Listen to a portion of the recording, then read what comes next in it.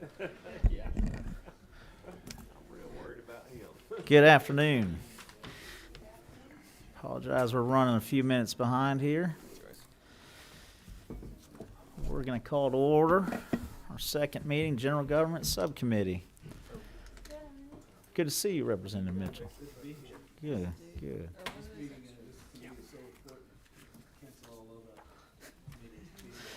Appreciate that so much. We're going to jump right into it and get through. We ran a little long yesterday, so we'll see if we can't get some people in and out of here today. So we'll go ahead and call up GTA. There we are. I didn't see you back there. Committee, we're looking at section 12.11, page 5. Ms. Thomas, go right ahead. Good afternoon, Mr. Chairman and members of the committee. My name is Shawnzia Thomas, and I'm honored to serve as your state CIO and the Executive Director for the Georgia Technology Authority. On page 5 of your tracking sheet, under section 1211.1, you'll see payments made to GTA's Technology Empowerment Fund, and you'll hear me refer to that as TEF, T-E-F for short, for 5 projects totaling over $158.5 million. The oversight provided through the Technology Empowerment Fund helps to ensure that critical IT projects are completed on time and on budget. GTA provides the technical oversight and expertise to help ensure the project's success. We meet with the steering committee quarterly to talk about the projects, the status of them, the budget, and what's been spent from, from the Technology Empowerment Fund. That steering committee meets quarterly, and it's comprised of myself, Chairman Hatchett and Chairman Tillery, the House and Senate Budget Directors, Christine Murdoch and Brent Churchwell, OPB's Director, Rick Dunn, and the State Auditor, Greg Griffin. I'd like to give you a quick overview of the 5 projects, and I know some of the agencies are here, and they'll be talking about these projects as well. Of the 5 projects that we're receiving funding for, the first one is the State Accounting Office, modernization of the next-gen ERP system. This is additional funding, additional $58 million, additional funding for this project. As you heard last year, this is a 20-year-old system that needs to be modernized. And as you'll hear, all of these projects are legacy systems and that are in dire need to be modernized. So again, the SAO ERP system will take approximately about 4 to 5 years to implement. The second project is the Georgia Professional Standards Commission Educator Certification Case Management System. That's about 1.6. And again, this is an additional fund from what was given last year. Georgia PSC is replacing their 25-year-old system, and it includes 2 applications using managed credentials and ethics requirements. The third project is for the Department of Labor Unemployment Insurance System, which right now is about $5.5 million. DLL is seeking to modernize their unemployment insurance system that was built in 1986. DLL will be also receiving federal funds to go along with this 5.5, and their time frame is about 27 months for this project. The fourth project is the Board of Regents ERP system. There's about $88 million there.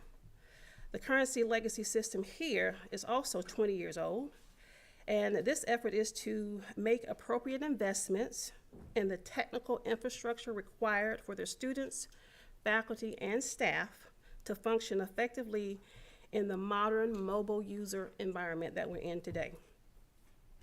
And the last project that we have is only $5 million, and this is a partial for this project. And this is a 5-year project for DHS, and this is their STARS case management system, which houses their child support information, and they will also receive some federal funds to go along with this project.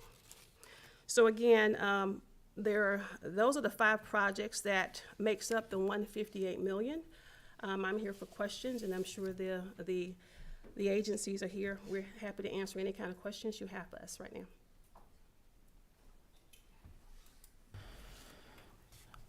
All right, thank you. We got a few questions that popped up. Chairman Parsons, we'll start with you. Thank you, Chairman. I just wanted to ask, I may have misunderstood. Did I understand you say that one of the systems, I don't know which one you said it was replacing a system from 1986? Yes, 1986, and I think that's the one for DOL, Department of Labor. What's the system for? Because I know they've had like 20 billion money come to them over the years to replace systems. Unemployment insurance system. The what? Commissioner Thompson, you wanna? Sure. Actually, it's not 20 billion, but we had 102 million Let- that the previous administration had come in from the feds to modernize it. They let it expire before they ever did it. So, Commissioner, I'm so sorry to interrupt. Well, I think we're gonna have, They're gonna be on. yeah, will you discuss that more thoroughly just when you get up there, so we can, that'd be Thank you, great. Chairman. I appreciate it. I can't imagine what kind of system they would have from 1986. Yeah, we'll get into that when you get up.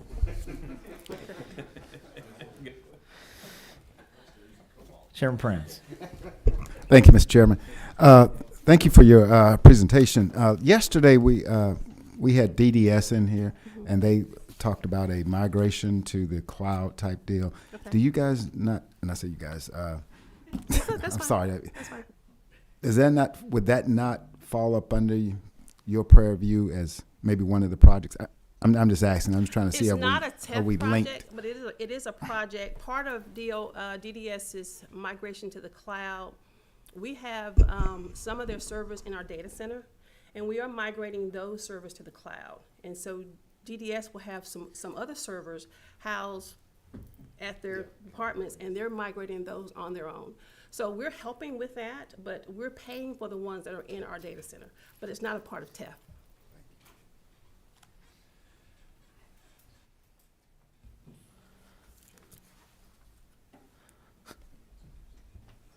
Chairman Smith. I'm afraid to ask you how the technology is for the state capitol, and our phone systems are not always working. We just have a lot of problems. Do you handle that, or where does that resource come from? Because I think our great-grandparents used it. Well, the state capitol has their own IT department. GTA is central IT for 14 agencies, some of the top agencies. But for the legislatures, they have their own IT department. We've talked to them about some things, especially around security. So if there's help needed, we can help with that. But that's not under our purview. But again, we can help with it. Thank you, Mr. Chairman. So you could be a resource? Yes, we can. My observation, Mr. Chair, if I may, several times your legislators are not able to keep up with overwhelming communications, which we welcome, but it pretty much can break down our systems or prevent us from hearing from people we need to hear from. So I'll be the first one to wave the white flag that we need help. Okay, thank you. Thank We're ready. you.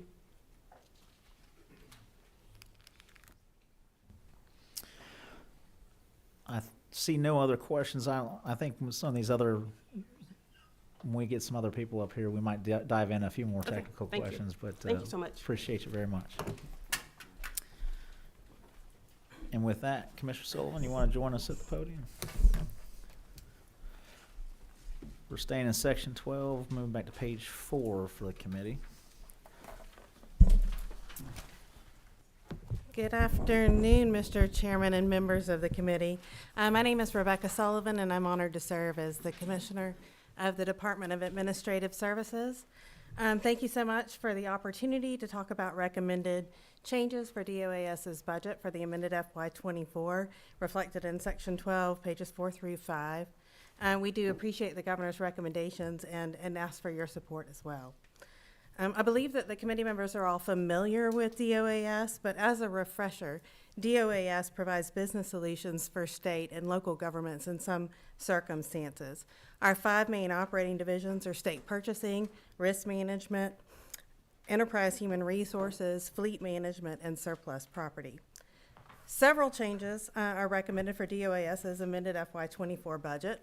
I'll start with lines 12.2.1 and 12.4.1. Those relate to funding for the one-time $1,000 salary supplement for full-time benefit-eligible employees. The $1,000 supplement was greatly appreciated by DOAS employees. Thank you very much for your support of that. Section 12.5 pertains to risk management services, or RMS, and that's what I'll spend the bulk of my time on this afternoon. Starting with line 12.5.1, utilize $2 million in funds and a one-time appropriation of $123 million to pay negotiated workers' comp settlements to reduce outstanding claims and associated costs. That's a total of $125 million. I think this committee is familiar. We have experienced steady growth of the workers' comp program's outstanding liability for many years now, reaching a peak of $776 million in FY21. Funds appropriated in the amended FY22 allowed us to settle over 600 claims, and we are now starting to see improvement. Yes, sir. Maybe. Okay. In FY23, we did see $168 million. That's a 22% year-over-year reduction in outstanding liability in this program. So the additional funds that are recommended for the workers' comp program will allow us to settle more claims and further reduce the outstanding liability to the state. We fully support this recommendation. Next, in line 12.5.2, that's increased funds to reduce outstanding obligations relating to the state liability program in the amount of $75 million. DOAS's liability insurance program provides financial protection to state entities and employees for bodily injury and property damage claims filed against them for actions taken in the course and scope of their employment. The liability program insures 325 state entities and about 132,000 state employees and officers. We self-insure the first $5 million of each claim and carry excess commercial coverage for claims that exceed that amount. We currently have 2,200 open liability claims, and approximately 2,600 new claims are filed every year in that program. The state's outstanding liability for these claims has been steadily increasing from 2016 to the present. The outstanding liability has increased from approximately $89 million to $370 million in just 7 years. That's a $281 million increase. And without additional funding, the liability program is projecting a $41 million deficit by the end of FY26, and as well as continued growth in the state's outstanding liability. We have been studying the historical increase in the outstanding liability in this program, and one of our strategic objectives this year is to expand our loss control efforts as we help state agencies and entities manage their risk. The governor has recommended $75 million for the liability program in the amended FY24. This funding, we believe, is necessary to maintain a positive balance in the liability trust fund, but also allowing risk management services to annually satisfy the state's legal obligations and to give us flexibility to efficiently manage and defend liability claims that are filed against the state and its officers and employees. So we fully support the governor's recommendation to invest in the liability program as well. Next, in line 12.5.3, increase funds to meet the costs of excess insurance and potential future claims expenses for the property risk pool in the amount of $50 million. Risk Management Services provides $1 billion in coverage for the state's 14,000 buildings and contents that are valued at close to $50 billion. RMS is projecting a deficit in this program of $18 million by the end of FY26 due to increases in costs for the property program. The state's property insurance program has been impacted by challenges to the commercial property insurance market. And in recent years, we've seen significant increases in the costs of our commercial excess property coverage. Additionally, the self-retention or deductible per occurrence in the property program increased from $1 million to $10 million in FY24, which means that the trust fund will be more heavily impacted by property loss caused by significant weather events at that retention level.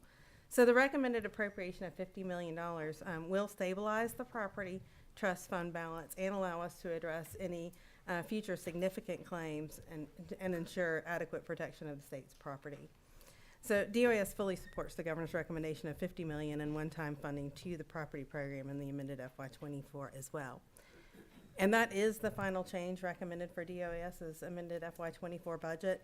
We are very grateful for the committee's continued support. And Mr. Chairman, I'm happy to address any questions that you or any members of the committee may have regarding any of these programs. And then at the appropriate time, Officer Hines and I are happy to address the Next Gen project. All right. Anyone have questions so far? We've got one. Chairman Meeks. Thank you, Mr. Chairman. Commissioner, thank you for being here today. On in regards to the outstanding workman's comp claims, I know the 123 million was aid in significantly reducing that. How many outstanding claims are there out there, and is there an estimate of the total value of those claims? Currently, there's about 3,200 outstanding claims in workers' comp, and we get about 3,500 new claims each year. I cannot give you an estimate of the total value of those claims right now, but I can tell you that the outstanding liability in that program is at now, and I don't have my glasses, but very small, still significant, over 570 million, I believe.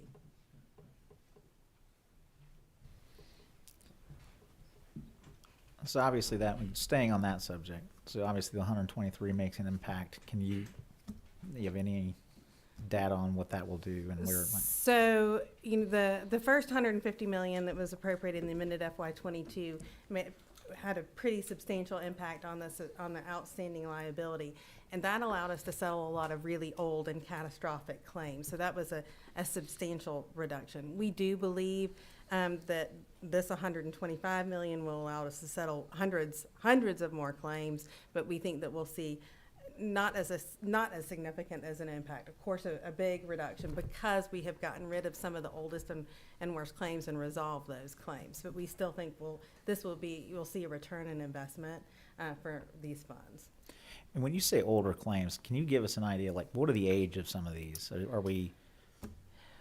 Well, from this last set that we settled, there were claims dating back to the 1980s that were still open in the book. So we have gotten rid of the oldest of those claims, but there still are some that are decades old. Thank you. Chairman Meeks. Thank you, Mr. Chairman. Just to follow up on that, are some of those claims where the settlement of those claims because of lack of funding or just reaching an agreement with the parties involved? So traditionally, the workers' comp program has only been funded at enough to settle that year's liability, that year's current liability. So we have not traditionally engaged in settlement of claims. Okay. I think that, this further investment in this program allows us to get to the point where we can resolve claims that parties are willing to resolve on a more timely basis and quit accruing that tremendous outstanding liability in the program. Thank you, ma'am. Thank you, Mr. Chairman.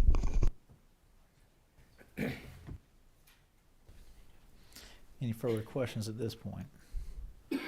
Seeing none, we'd love to hear about Next Gen. Excellent.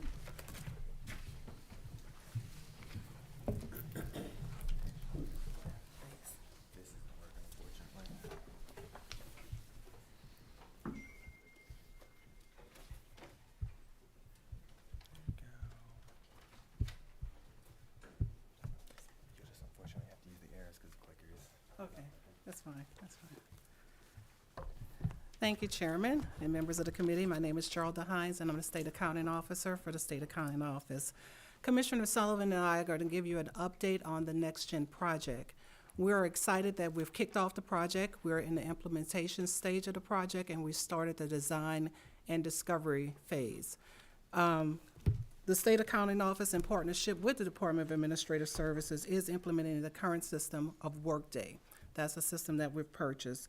And this project, as Director Shanzelle Thomas stated, is a 25-year-old project system, and it's going to be a digital transformation from our current ERP system, which is PeopleSoft, that is very highly customized to a modern cloud-based solution. So shortly you'll hear about, we have over 200 agencies and entities involved in this system currently that's using some business suite.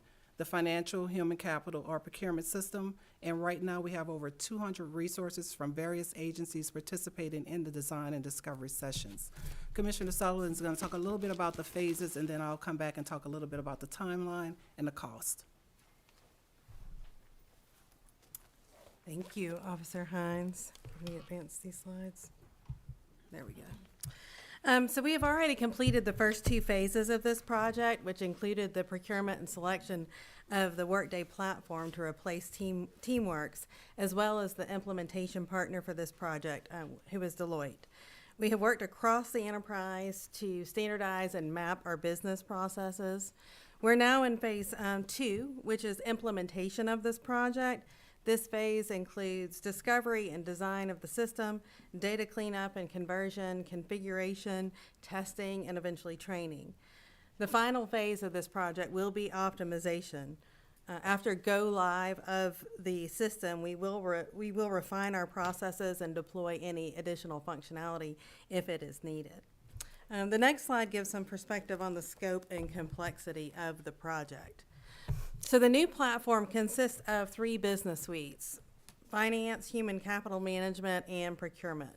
And just for your information, when we say HCM or human capital management, we mean compensation and payroll, recruiting, talent optimization, and time tracking. For finance, that's accounts payable and receivable, budget, banking, grants management, and general ledger. And for procurement, that includes such things as requisitions and purchase orders, supplier management, P-card transactions. So these business suites will have to be designed and configured to meet the needs of state agencies and state support teams and employees. This is not going to be a lift and shift from the current system, but a true transformation in how we operate and how we conduct these functions. There are over 200 agencies that are affected by this project, 200 agencies or other entities. Over 200 processes to be considered, 2,900 configuration requirements, over 100 interfaces with other systems, and thousands of vendors and banks and employees that will be impacted by this project. So I mentioned before that we had selected Deloitte as a system implementer. Although we have contracted with them to help us with this project, the project cannot be done without the crucial assistance and involvement by state employees. So we have reached across the enterprise of state government to identify hundreds of employees from dozens of agencies who will assist us in this implementation. Our implementation contract pricing is based on this level of participation in this project by the state, and the state's participation will reduce the overall cost of the project. It is important that we retain these employees who will play a crucial role not just in the implementation but in the operation of the system in the future throughout the life of this project. So we did want to let the committee know that as part of our budget request to finish this project, we are requesting funding to provide the project resources of state employees a pay supplement conditioned on the total number of hours worked during the project. So we have mentioned before that this project is on a tight timeline, which Officer Hines will share a little bit more detail with you next. So we have 2 waves that are going on. We have our first wave, which is our human capital implementation. Like Commissioner Sullivan said, it's our recruiting, benefits, payroll system. We basically kicked off that project in January 8th of this year, the implementation of it, and we have a go live of April 1st of 2025. For finance, which includes basically procurement, accounts payable, grants management, and some other work streams, we are anticipated to go live on October 1st of 2025. So when Director Thomas talks about the 4 to 5 years of implementation, we did start this project in September of 2021, and that was a lot of planning that was going on prior.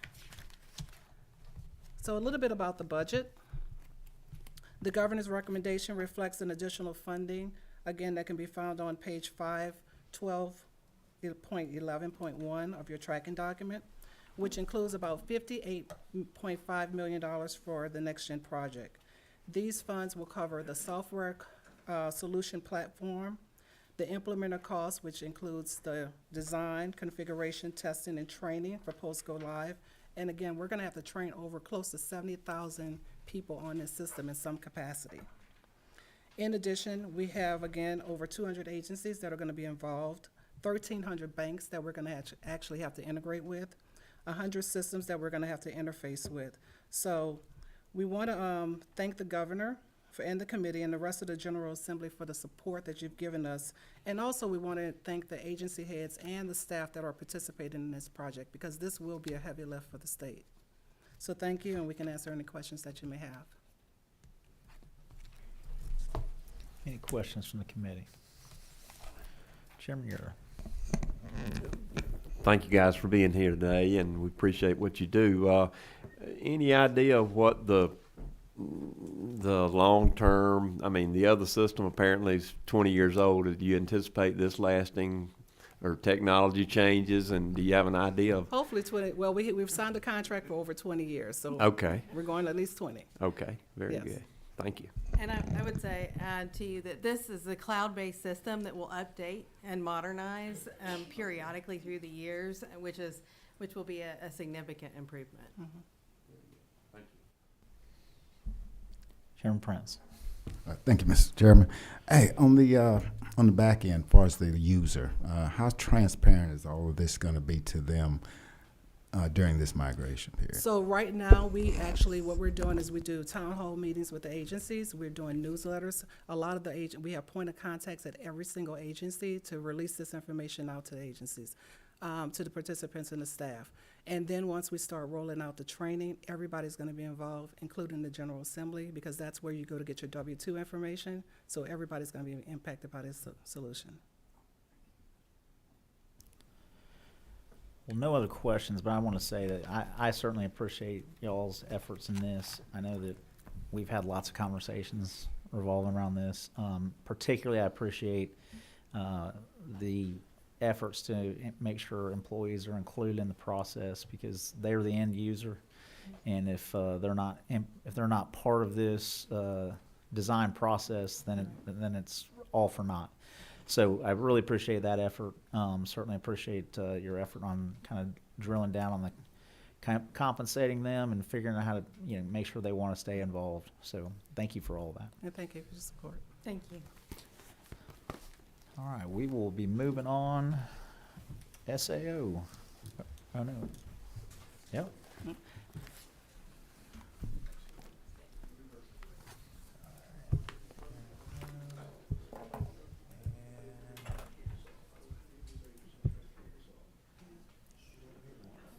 There it is, okay.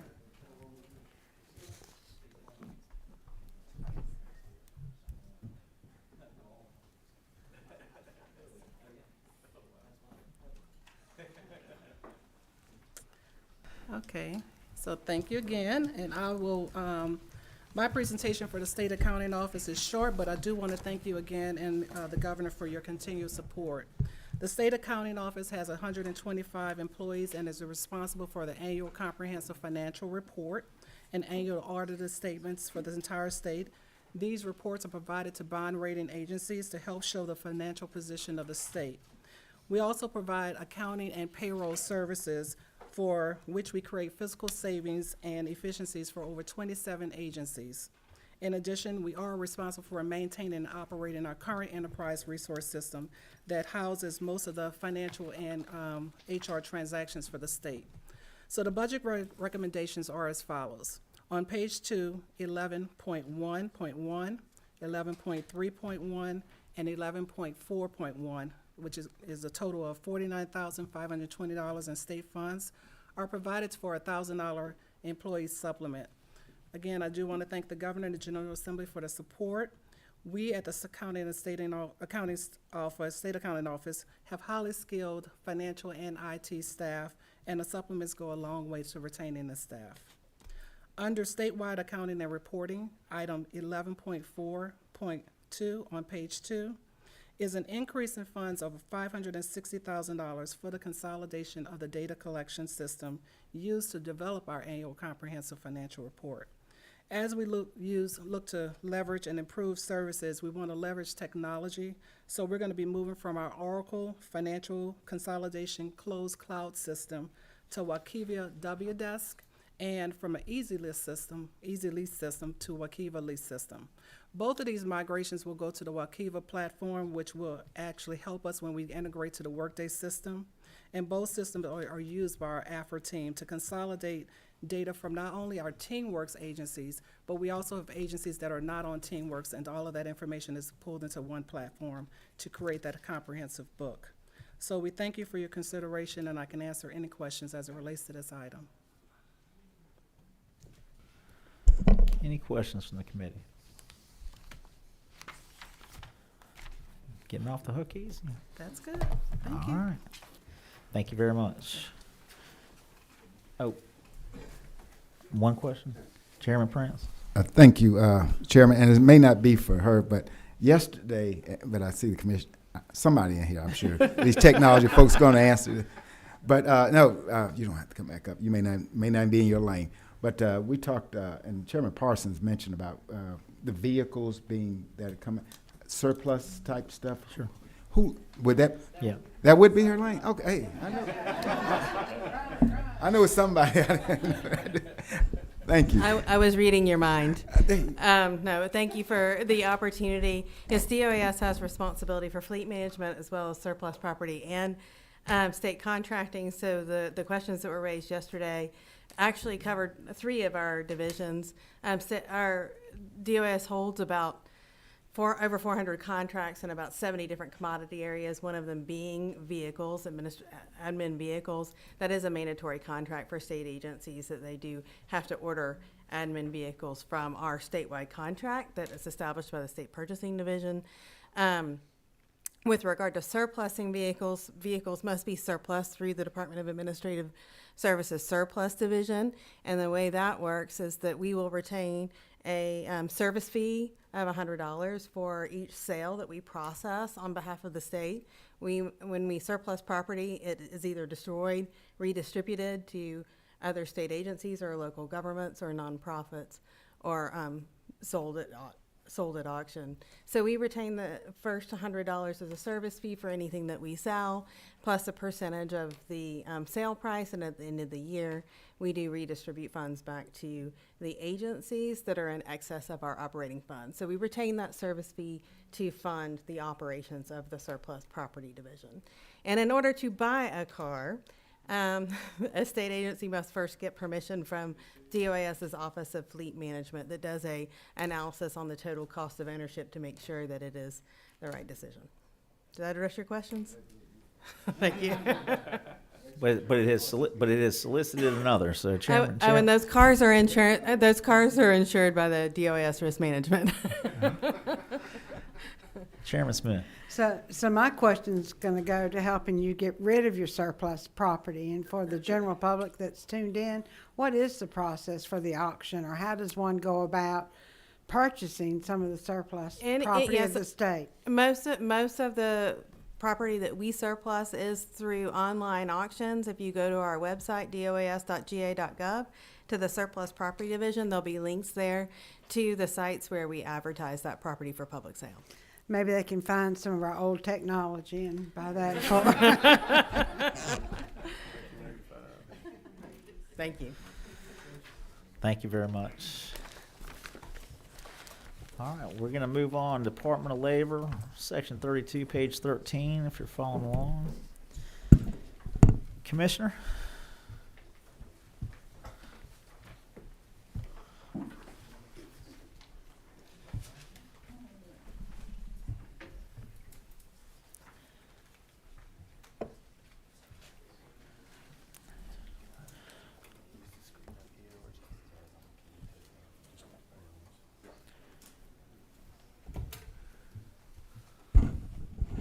We ready, Mr. Chairman?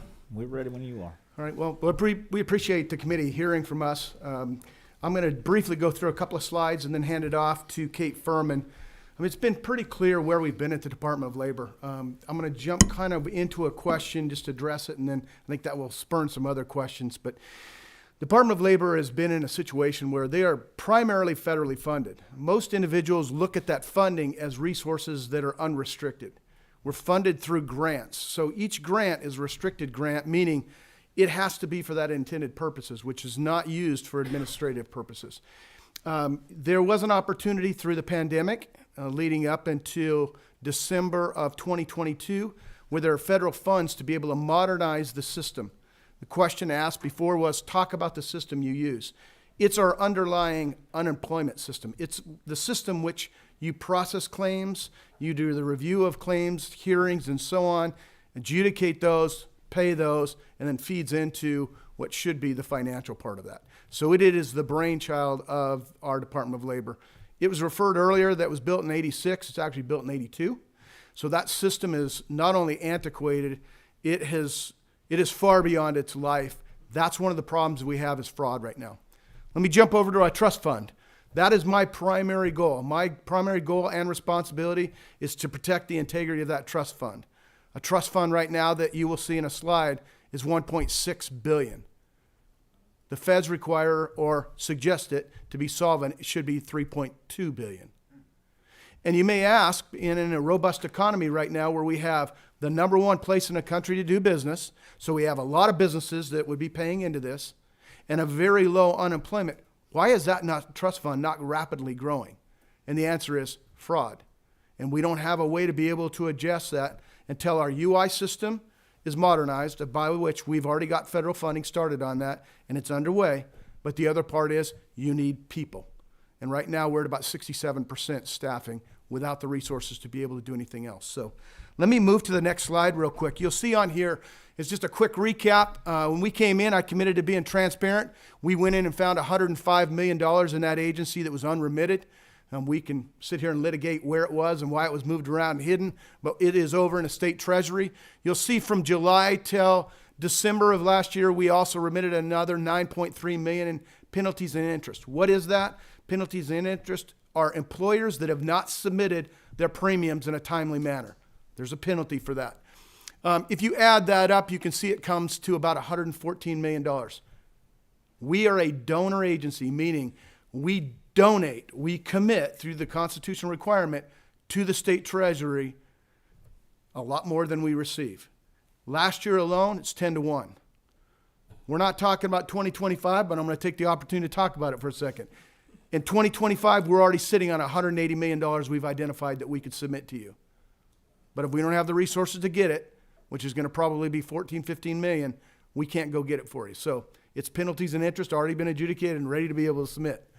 You go to the next one, it says establish a legislative portal. The feedback we've gotten from the executive branch and many of you is it looks and feels different. It feels better. We're not there, but it is a way to be able to track what you've asked us to do. And sitting right here, I had some of you submit, go, can you help this individual? And we're on it. We're initiating and transforming to customer-centric, cohesive, and transparent agency. What does that mean in layman's terms?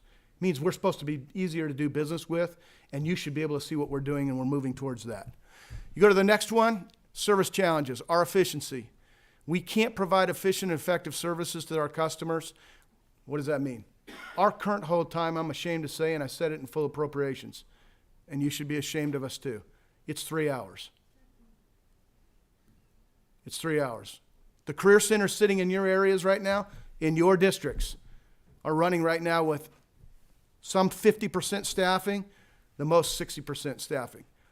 When we moved that money over to TCSG with employment services, the people and the funding went there. Those people also were customer service people. You can't fix it unless you put people back in butts and chairs to answer that, and then build the call center internally, not externally, of which I wanted to start with, and we've already started it, but we'll need funding for that. Incompatibility, we already talked about our UI system. How that also fits into financial, and I think our CFO will beat this drum. We will never, and I say this never, have a clean audit until our system is completely modernized. You can ask state accounting, Greg Griffin, and everyone else. We opened the doors completely to them to come in my first year, 100%. In fact, gave them a desk. And when they looked at it, they're like, there's no way that we can actually test this system on this old system. Why you should care as legislators? It could put pressure on a bond rating in the future. That's one of the reasons when we went under contract to get this thing done and modernized, and they said 30 months, awesome, you got 24 months. In fact, I'm going to press you for 20, and we're going to continue to fight that fight. She'll get into the numbers in a second, but you'll see we have $5 million that's sitting over GTA that they alluded to earlier, that's in amended, that will help with our modernization. That's because the Fed said, we will help you get this done, even though the previous administration let $102 million expire and not use it for that. They gave us $28 million that we applied for. There's more money to get out there to be able to get done, but we as a state had to participate in this in some ways. Our next slide right there is going to lead me into Kate. She's going to take you through the numbers, and then I'll stay up here, Mr. Chairman, if you have any additional questions. Good afternoon, ladies and gentlemen. It's my honor to follow my commissioner and to also speak with you. Please refer to your tracking documents. This eye chart is a bit much. So if you'll move to lucky page 13 of the AFY 24 tracking document, you will see the Department of Labor and where we are in our budget. I'm not going to go over, unless anyone has a desire to, the statewide changes. We are appreciative of that $1,000 supplemental payment to our employees. That will certainly help and encourage their continued hard work. I wanted to mention we did get funded, and that is on line 12.1.2. Funding in order to migrate our applications to the cloud. That is critically important. That will provide additional security. We have very sensitive information on employers and on individuals, claimants in our system. We want that information protected, and so we would be migrating those applications to the cloud. You will see that $1.95 million that was put in it was in last year's budget. The governor asked us not to spend it, so we did not spend it. And the governor is now repurposing that money and moving it into our administrative budget to move those applications to the cloud. That also helps us get out of minding and tending a server farm. That is not a mission really of GDOL, but we want to move those applications into the cloud as other agencies are doing with that, and that's a statewide sort of initiative.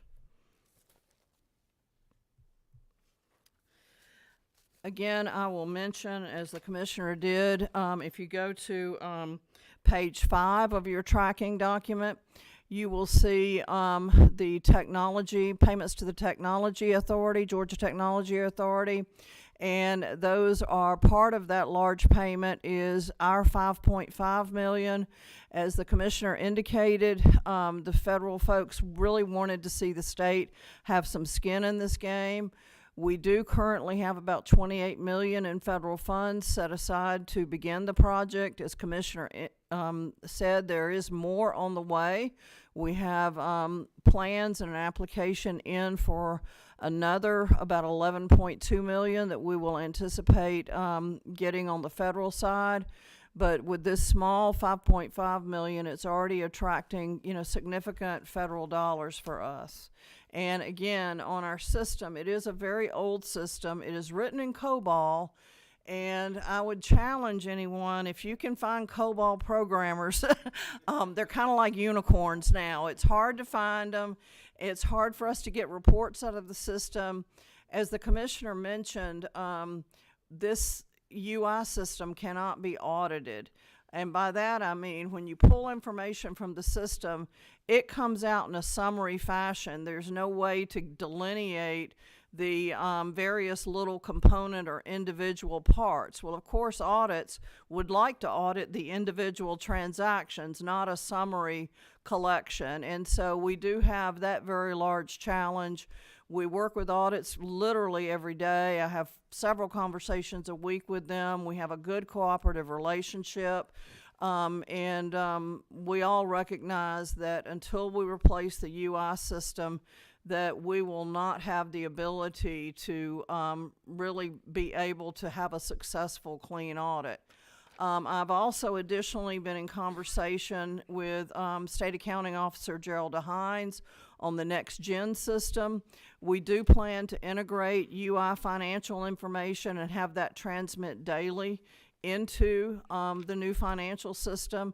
We are looking forward to that time. So that's what that 5.5 million is about. Just wanted to kind of give you a historical look at our trust fund balances and what those are like. You can see that back in 2020, with all of the claims and pandemic activity going on, we got down to an extremely low point in the trust fund. We're back up a little bit, but again, our unemployment rate, thank goodness, in Georgia is low, and that's because of many of the efforts of you and the administration. But we do have issues here in terms of if we had a situation where unemployment spiked, we could be in a bit of trouble. And I think you've probably seen some of this before, but our claims back in 2020 were about 15 times the claims that were in 2019 and 2018. That is massive. And for that volume to come through a system from the 1980s is very, very tough. I've kind of used the analogy of it's kind of like trying to mow a 100-acre field with fingernail clippers. It's really hard to kind of get through all of those claims and all of the issues that can occur. And we are still dealing with appeals from that time frame, fraud investigations, and other kinds of things that went on, that we continue to need to work through. And I'll definitely second what the commissioner said about FY25. Again, Commissioner mentioned this. I'm not going to belabor it, but this is the funding that we provided to the Treasury. $105 million from last year. That was paid in August, I believe. And then we're on a monthly track of paying those penalties and interest to the Treasury monthly, and do that as part of our routine and our monthly financial closing process. And then we will certainly entertain any questions. And again, thank you so much. Thank you. I'll start. Couple things. Let's go with the trust fund. If you could go back 2 slides for me, please. Or 3 slides. There you go. Obviously hard for us to read from where we're sitting, but just for discussion purposes, as you're increasing there at this pace, I mean, the last 2 years appear to be steady. And I understand the implementation, we might be able to accelerate that increase, but at this rate, can you forecast how long it would take to get to the 3.2? Assuming you didn't have another dip. Yeah, I'd love to answer that question, but it's important to understand this. We're adding roughly about 300,000 to the trust fund, okay? But we're also the #1 place in the country. Annually. But we're also increasing the population and the risk. So that solvency right now, that's 3.2. Next year will go up, and so you're chasing. Yeah, we're chasing it. We're chasing our tail. The other thing that's important about the trust fund is this. We could sit here and go, well, it's a robust economy. We're not really that worried about it. But I will tell you, if you read the papers about the adoption of some of the things that we're doing manufacturing is not nearly as robust as we think we are.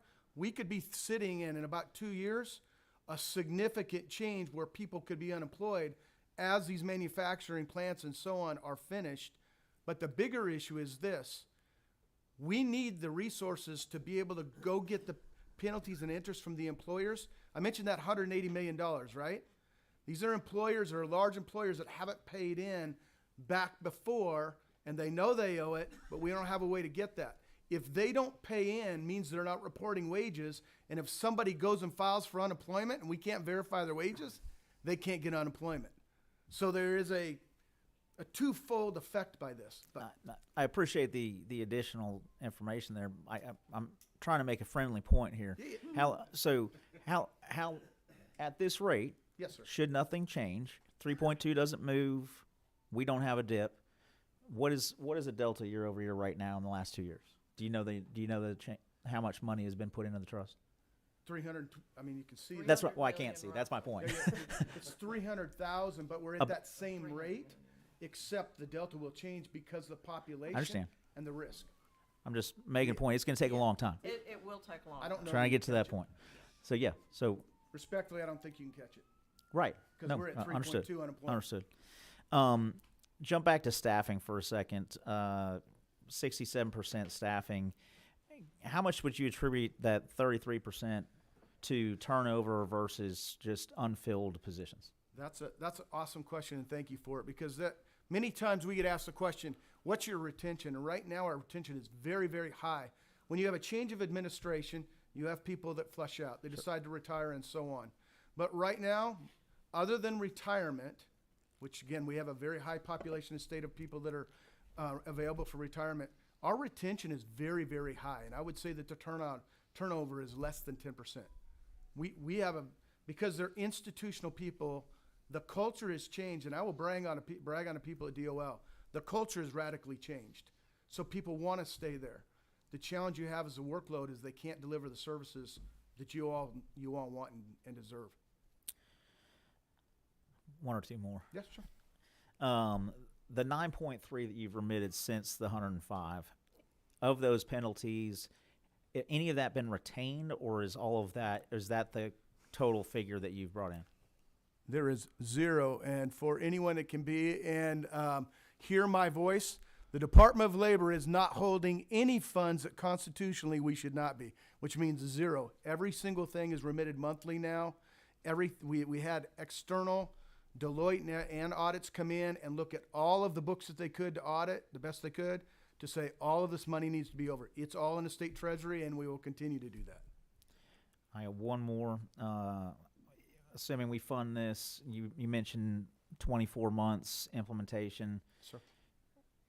When would that begin? How long it would take? Obviously, we have to fund it first.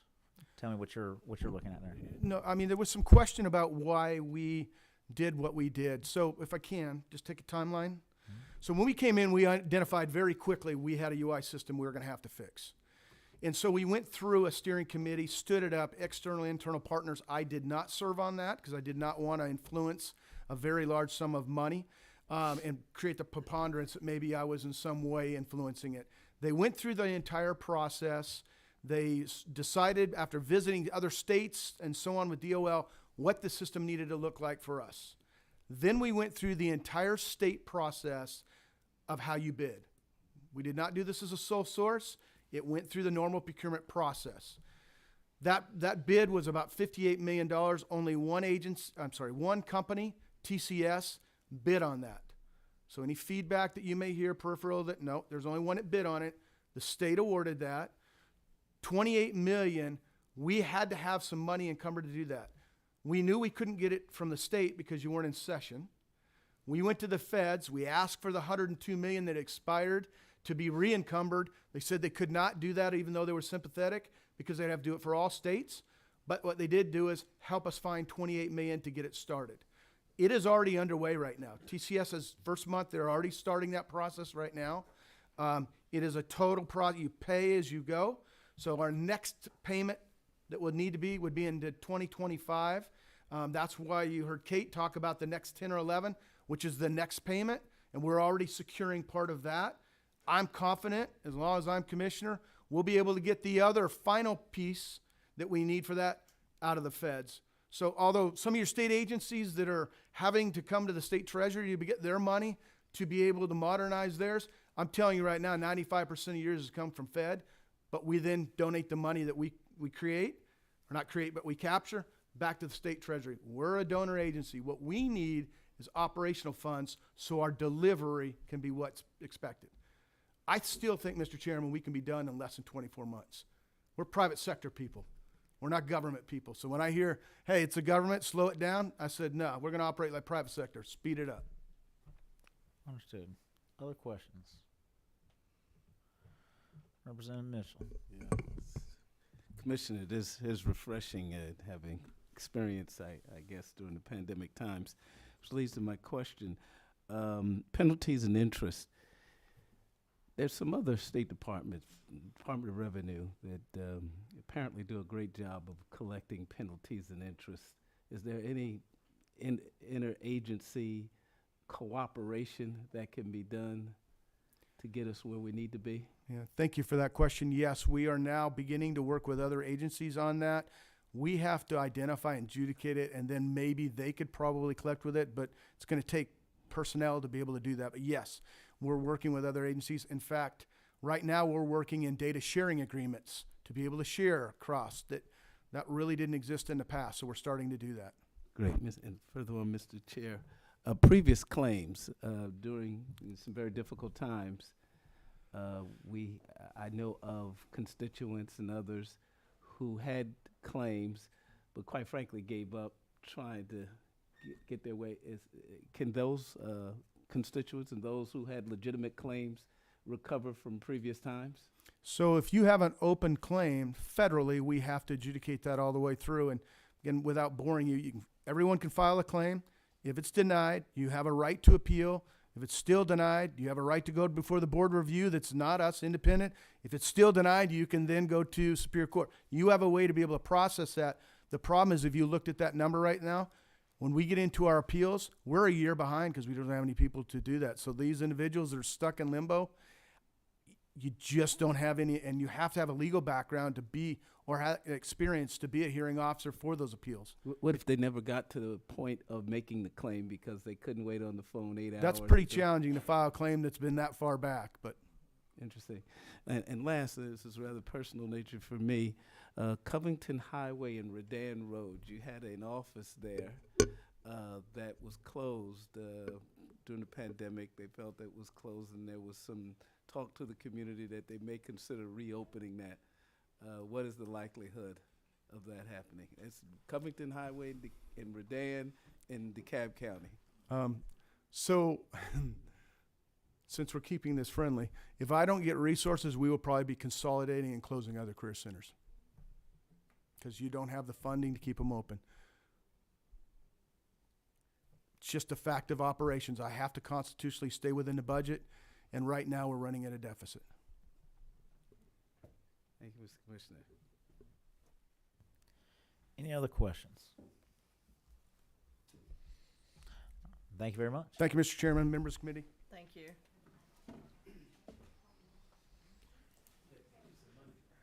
All right, we're moving on. Secretary of State's office, section 43, page 19 in your tracker.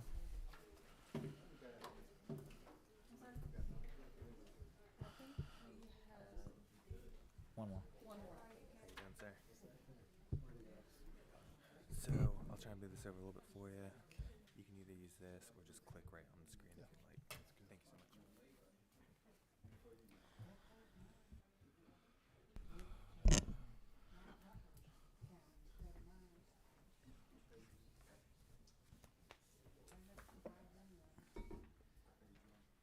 We are on page page 19.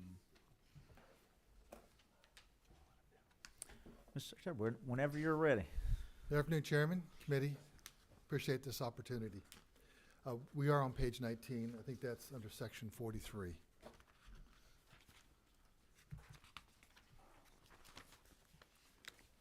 The first section we have is the Corporations Division. The only recommendation in the governor's budget is that one-time salary supplement for full-time benefit eligible employees for recruitment and retention, and that's $39,831. We have no additional request. In the elections, we have an increase of funds for the one-time $1,000 salary adjustment for full-time benefit eligible employees of $27,900. Funds for legal fees, $183,529. And then the reduction to align with budget expenditures, that would be a credit of $550,000.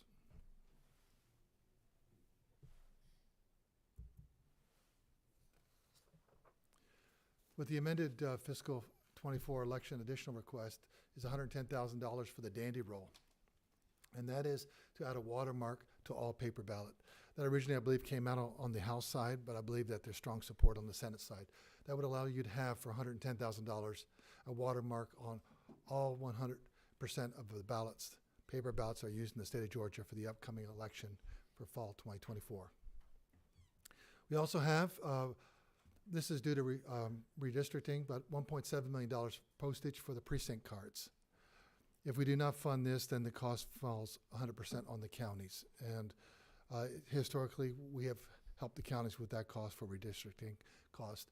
It went up, just I guess you heard recently, 2 cents over the weekend, so about $1.7 million for postage for precinct cards.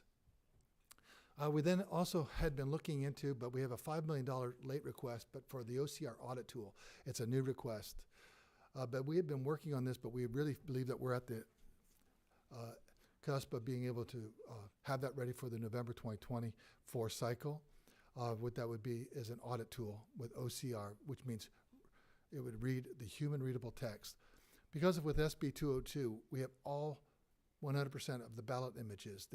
We have that as part of this, the state, I guess you call we property, whatever you want to call that, but the counties upload that to us. We have all 5 million plus ballots we will have for the 2024 cycle.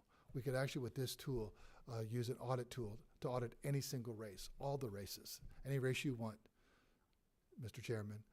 And so it gives us tremendous flexibility. We also think it answers the questions that some people have, that minority of voters do have about the ballot marking devices with the QR code. So this would take care of that. And also, we do have, by state law, additional audits required. It just allows you to do it expeditiously, and we have a $5 million request on that. Investigations, we have an increased funds for one-time the $1,000 supplement, and that comes to $38,754. And then equipment and vehicles, $112,750, and we have no other additional request. Office administration for FY24 increased the funds for the $1,000. That comes to $25,836, and we then have no additional request. Professional licensing, we have the $1,000 salary supplement, and we also then have $145,600 for temporary labor to address the backlog. And then we'd have no other additional request. And in securities, like all the other divisions, we have $1,000 salary supplement, which is $10,765, and no other additional request. And then the governor had recommendations for the attached agencies. He had the salary supplement for all attached agencies.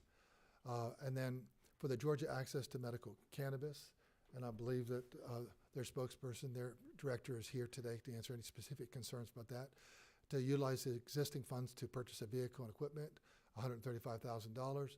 Professional engineers and land surveyors are now an attached agency, and that would be 2 investigators, 1 analyst, with operating cost of $309,791. The State Election Board would be a budget realignment for expenditures, and that would be a credit of $25,000. And that would be the extent of fiscal 24 changes, requests.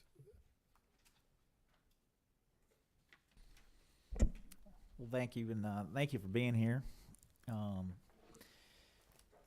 Let's go to we'll just start with the late $5 million request. I want to kind of more thoroughly walk through that. Obviously, perception is everything, right? At least that's how I grew up. And unfortunately, whether perception is reality or not, we often have a perception issue. So certainly in this situation, with the talk about QR codes, your testimony last week, I know you got a lot of questions about that. Can we address the timeline on that and why we didn't hear about this then? I know you briefly addressed it a minute ago, but I'd like to get that a little more in depth and understand that we're still using the machines that we would have. We still use the QR readings. This would be just an additional software that then could take those same ballots that have a QR code on it that will be read into the devices and tabulated that way. This would allow us to go in and ignore the QR code, essentially, on the audit. You're reading human readable You're text. then Yes, you're sir. then reading just the text that's on the paper. Correct. To confirm that the QR code that was read matches the words, because of the perception that the QR code isn't potentially valid. Is that correct? The perception of the QR code not being From a valid. subset of people, Correct. but the UGA MIT poll after the 2022 election, over 90% of all people in Georgia trust the election results, have high confidence in the results, and had a great voting experience. But there's a subset that Sure. have never felt comfortable about a QR code, and yet they use QR codes and barcode readers anytime they do a checkout. So can we address the timing Or they of... pay for parking over there at the freight depot. So when these questions were asked last week, this wasn't, you didn't have this information at that time? We didn't have that information. What we've been doing is studying. There's actually 37, 38 states, I believe it is, already have a form of this, but not what we're going to be able to do with this. We're actually going to be able to do audits. This will be the first time in the nation that you'll be able to do audits with this technology modified, and that's where the investment will be to get this ready for the November 2024. The other thing is it will not be our current vendor that supplies us with, as we purchased those voting machines from. It'll be another vendor. So we also think that is almost like gives you another set of independent verification of what we're doing. But also we do have, and we have been doing throughout the entire state of Georgia, and we will finish up. We're working on this Friday, but by midweek next week, we'll have all 159 counties. We've already gone through and done health checks, which is security checks. I was actually up in Floyd County yesterday and making sure that we did a security check of the equipment up there. We have our teams of people traveling throughout the states. Then once we start the election cycle, coming up with the presidential primary here, early voting will be actually late February, because we'll have 3 weeks of early voting for that. But we're going to do logic and accuracy testing. And then during early voting, we're going to do parallel monitoring to make sure that nothing has happened since they've been tested. And then we'll also tell voters, please check your selections. And then after the election, we do audits of the races and also, again, do back-end testing to make sure that nothing has happened to the equipment, to give voters confidence in that. And that's all a transparent process where other political parties can come and observe all that. Shift off elections for a moment. Licensing. I know you addressed this a little bit last week. Specifically on physical therapists, there's a lot of that going around. I want to give a huge compliment to your staff. Anytime I've reached out to Sam Teasley, they jump on anything, so I appreciate their efforts. My real question is, what are we doing to kind of alleviate some of this in the future? I feel like that's probably one of the more, certainly predates you, and so just would love you to address that one more time on where we're at with that, because I've got a lot of PTs that are very, very concerned with their ability to continue to practice after next week, I believe. Well, to your point, we are not in the same situation as the Commissioner of Labor. Our software is newer. His goes back to, I guess he said, 1982. Ours goes back to 2002, in that range. But it's software that's over 20 years old, so it's out of date. So we've updated, and we are also going to be cloud-based, and we've done that with our voter registration system. Where we are right now with professional licensing, we selected about one third of what we have in our house to begin that update, and physical therapists were part of that. We've extended it out to make sure that everything is, working out, because as you're updating new software, we want to make sure that we have full, smooth integration of all the different components. So we've extended out to the end of the month, and last week when I came before the full committee, I believe what we were at 76%, and I think I can get an update right now, and we're now today, Gabriel Sterling, we're at 80%. We also, there are a portion of folks that haven't even done anything, and that's on them. Because they saw that we extended it out, I guess they just kind of took their additional time. So you may hear from those folks too. That's on them, but on the other folks, we're working on that to get this done by the end of the month without any further extensions.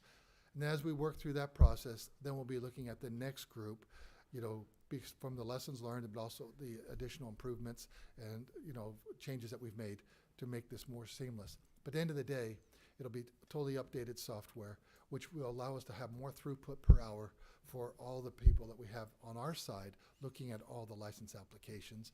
Also, a more speedy feedback for license holders so they actually get a response knowing where they are in the process.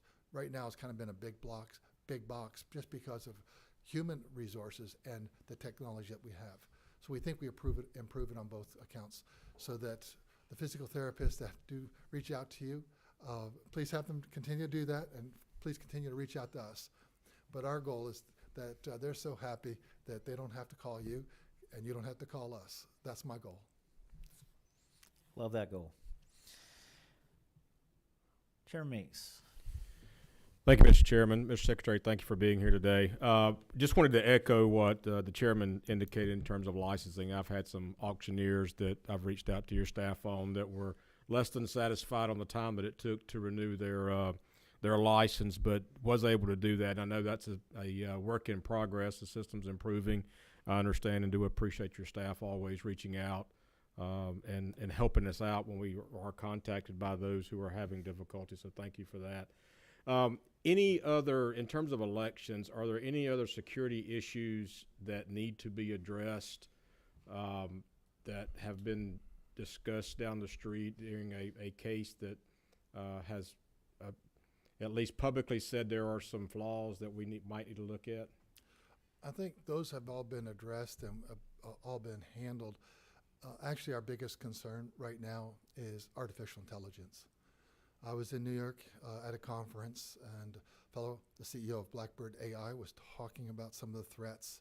We already saw that someone through AI said that they were the president and told people not to come out and vote in the primary, and so that was quickly dispelled. But these are the kind of threats. In fact, when I was driving, back from Dalton yesterday, I heard someone, a national figure, talking about their biggest concern was actually AI. The National Association of Secretaries of State, we have our conference next month, and that'll be actually a big topic. It really comes under that subset of cybersecurity, and that has been actually our number one topic. Probably over 90 to 92, 93% of all states now have a verifiable paper ballot, but what we're really concerned about now is artificial intelligence, and what does that look like for the 2024 cycle? And so that's something that we're really focused in on, and really working with our federal partners because they have some capabilities that we just don't have at the state level. But thank you for the question. Thank you. Chairman Parsons. Thank you, Chairman. Thank you, Mr. Secretary. Appreciate all your work, really do. I want to ask you just a quick question, I think, it's just so I will kind of understand it, and if somebody asked me about it, I could give an honest answer. On this OCR software, now, when a person casts a ballot, they scan, the ballot is scanned. So is this OCR, will that actually scan, and it creates an image? It creates an image at that point. So is it that image that the OCR will look at on an audit? Is that what it is looking at? Exactly. In other words, every county, all 159 counties, they have the paper ballots. They keep physical control over that. They also have the scan, the ballot images. Right. They send us the ballot images. So we will have the ballot images for all 159 counties, all ballots, absentee, early voting, and election day, all 5 million plus ballots. We had 5 million ballots, 5 million voters that voted in 2020 cycle. 2024, we think it'll be north of that. We have population growth, and obviously things are still very contentious. But yes, all those ballot images are what we'll be actually looking at, reading the human readable text, not the QR code. And that's something that will be, and we certainly would invite the committees to watch while we go through that process, but we can audit any single race. Okay, that was from county commissioner, city council, to President of the United States of America. Thank you. Can you remind everyone how that audit would have occurred prior to something like this? Prior to if this were to be implemented? Well, in 2018, when all the Republican candidates were running for secretaries of state were running, and so we all said that we needed to get and eliminate the DRE, the electronic voting, because we didn't have a paper ballot. With House Bill 316, which passed unanimously with almost Only one Republican, as I recall, didn't vote for House Bill 316. So it had strong bipartisan. We had ballot marking devices. We had a paper ballot. So prior to having the machines that we have with the paper ballot we have right now, with the old DRE machines, if you said, I want to do an audit, what you would do is you would press that electronic button and you get an electronic answer, and it would be the same answer because there's no paper to audit. Now we have paper. So we could actually go county by county. So if there was a state rep or county commission race, particularly for county commission, because you don't cross county lines, you can pull out every single ballot and look at all the ballots cast, and for all the county commission race, if it was that close, it was within 1 or 2 votes, you could actually do that.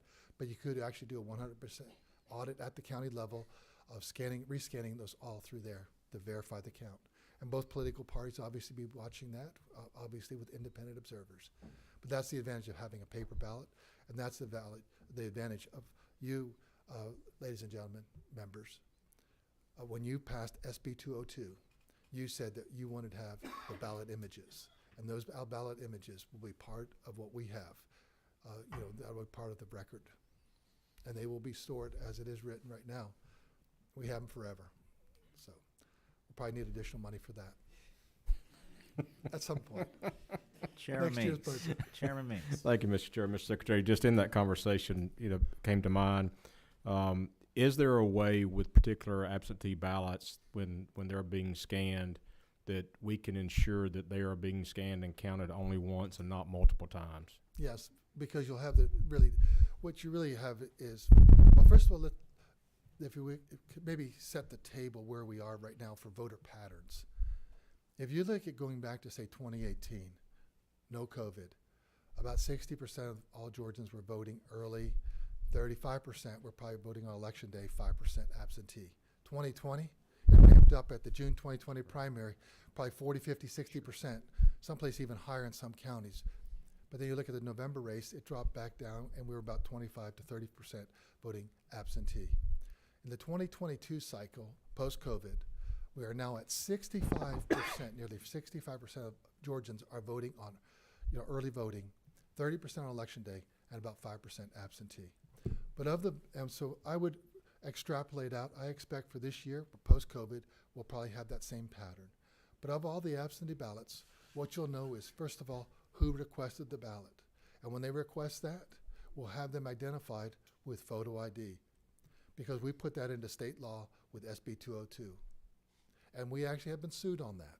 Right. And when we put that into state law, what we did is we actually married that up with what has been done in Minnesota, which happens to be a blue state, Nebraska, and Kansas, which do the same process.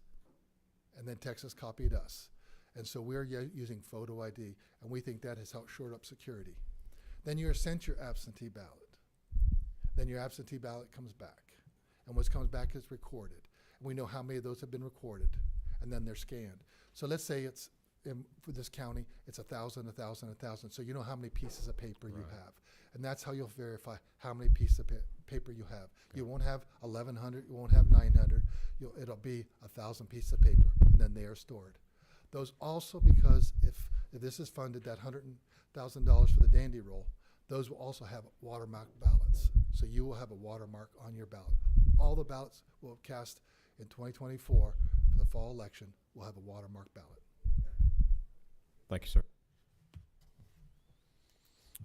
Additional questions? Again, thank you for being here. I appreciate it. We'll be talking very soon. Go Dogs. Go Dogs.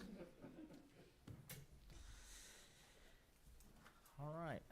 Mr. Turnage, you will join us.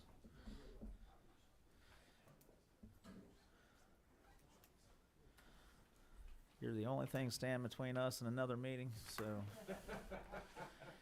I can stay here or go there, so it doesn't really matter to me. Thank you, Chairman Wiedauer and members. I promise to be as short as you are, so we will entertain any That's questions. pretty short, buddy. That's pretty short. We may be the same height, so I think you're in good shape. It's been a rough life. Good afternoon again. Appreciate the opportunity to speak to you. I am Andrew Turnage, the Executive Director for the Georgia Access to Medical Cannabis Commission. We are following the Georgia Secretary of State because, as the Secretary mentioned, We are an attached agency. We're attached for the purposes of budget, procurement, and human resources only. So the members are appointed by the governor, lieutenant governor, and the Speaker of the House for the commission. Mr. Chairman. Just for everybody, page 20, I'm sorry. Top of page 20 in I think everybody section was kinda 43.7, juggling I papers apologize. up here, so thank you. Thank you. Just as a reference point, the two items that the secretary mentioned in the commission's budget are what you see before you. That includes recommendations from the governor's office. That is funding for the cost of living adjustment.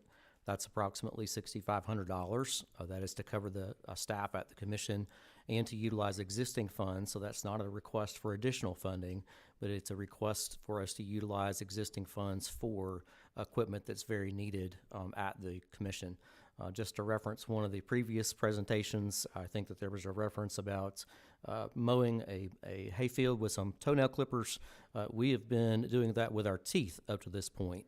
So one of the items that I wanted to be sure to cover with you all today is just to simply say thank you for your strong support. This is the first fiscal year of 6 that we have been fully funded. It has certainly made a difference for us in this fiscal year, and we're very grateful for the support from the governor's office, the House and Senate as it relates to the commission. I'm certainly happy to answer any questions that you may have, Mr. Chairman. Anyone with any questions? All right, I guess somebody's hungry or need a break. I'm not sure which, but appreciate you being here. Appreciate your efforts over the last couple of years. I know it's been kind of a bumpy road, so appreciate where you're at. Appreciate the kind words. We're working hard, sir. Thank you. Thank you. We will stand adjourned.